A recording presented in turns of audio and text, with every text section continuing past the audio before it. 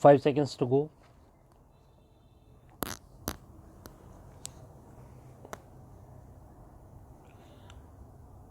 Start.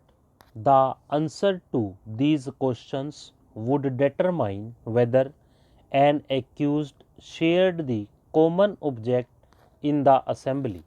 Without evidence that the accused had no knowledge of the unlawful object of the assembly, or without evidence that after having gained knowledge he attempted to prevent the assembly from accomplishing the unlawful object, and without evidence that after having failed to do so the accused disassociated himself from the assembly. The mere participation of an accused in such an assembly would be inculpatory. The harrowing torture of the three deceased, which commenced at 9 p.m. on 26th March 1991 and continued till 9 a.m. on the next day, that is 27th March 1991, with the participation of the appellants in the panchayat, was proved by the testimony of the eyewitnesses. Specific overt acts have been ascribed to some of the appellants, dragging the deceased from their houses to the panchayat.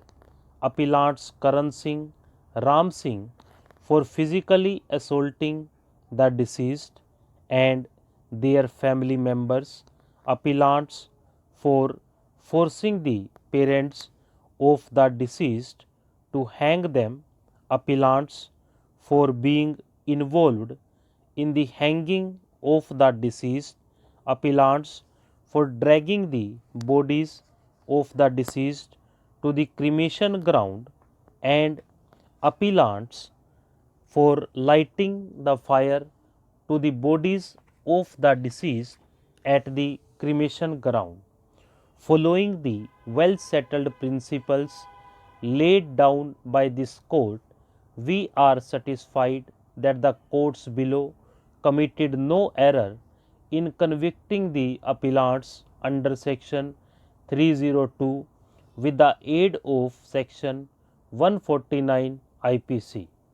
Even in respect of those who are not assigned any active role or overt act, there is no doubt that they shared the common object to punish the deceased and kill them.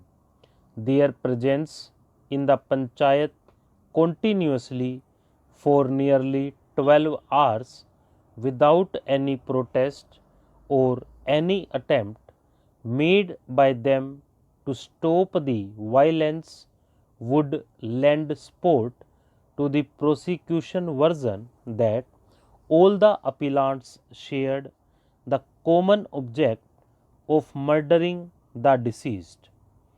Two young men and a woman were physically assaulted for nearly 12 hours and killed by the accused for violating caste ridden societal norms. These episodes of caste motivated violence in the country demonstrate the fact that casteism has not been annihilated even after 75 years of independence. According to Dr. B. R. Ambedkar, intercaste marriage is one remedy to get rid of casteism in order to achieve equality. His vision for ensuring justice and equality to all sections of the society, especially to the repressed segments, is well enshrined in the preamble of the Constitution. The bigotry perpetuated by such caste based practices which are prevalent even today, impedes this objective of the Constitution of equality for all its citizens. Proposal of marriage by Roshni, who belongs to Jat community, with Vijendra, who is a Jatav, has resulted in their deaths. Though the number is a tad less, honor killings have not stopped in this country, and it is high time that the civil society reacts and responds with strong disapproval about the ghastly crimes committed in the name of caste. Stop.